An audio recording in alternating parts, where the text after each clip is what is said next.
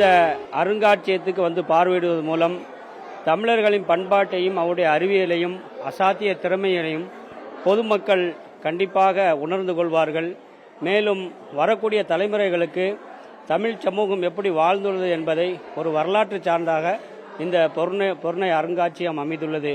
நல்லா அந்த காலத்தில் யூஸ் பண்ண மண்பானை, குதில், தங்கம், தகுடு எல்லாம் பார்க்க நல்லா அந்த காலத்திலே நம்ம முன்னோர்கள் நல்லா அறிவாளியாக இருந்திருக்கான் அப்படின்னு நல்லா தெரியும். சிவகலை, ஆதிச்சநல்லூர்லேருந்துலாம் பொருள்லாம் கொண்டு வந்து வச்சுருக்காங்க. ஆமாம், சூப்பராக இருக்குது. எல்லாமே நல்ல உபயோகமாக இருக்குது, எல்லாத்துக்கும் நல்லா பார்க்குறதுக்கு. இந்த பழைய இப்போ உள்ள ட்ரெண்டு 2K கிட்ஸ் பசங்களுக்கு எல்லாருமே அந்த பழைய நினைவுகளை அப்புறம் ஞாபகப்படுத்துகிறாங்க. ரொம்ப நல்லாவே இருக்குது. பொருணை அருங்காட்சியகம் தமிழகத்தினுடைய பிரம்மாண்டமாக பார்க்கிறோம் நாங்கள். ஏன்னா தமிழர்கள் வந்து பழங்காலத்தில் உபயோகிச்ச திங்ஸ் எல்லாமே, பொருட்கள் எல்லாமே ரொம்ப அமேசிங்காக இருந்துச்சுங்க பார்க்கும்போது. அதில் முக்கியமாக பார்த்தீங்கன்னா இரும்பு அப்படின்னு சொல்லி எடுத்துக்கிட்டால் அது வந்து தமிழர்கள் தான் வந்து உலகத்துக்கே அறிமுகம் செஞ்சுருக்காங்க அப்படிங்கிறது இங்கே வந்ததுக்கப்புறம் மிக திட்டவட்டமாக எல்லாருடைய மனதிலையும் பதிகிற மாதிரி அங்கங்கே அதை காட்சிப்படுத்தியிருக்காங்க. ரொம்ப அருமையாக இருந்தது. முந்தையே கற்கல்ல சக்கரம் பண்ணியிருக்காங்க. கேம் விளாட்றதுக்கு பகடக்காயெல்லாம் டைம் இருந்திருக்கு. ஆனால் நம்ம இப்போ வந்து கேம் விளாட்றதுக்கு டைம் ஒரு நல்ல செஸ்ஸோ ஒரு கேரமோ ஒரு டைம் கூட ஒதுக்க முடியல.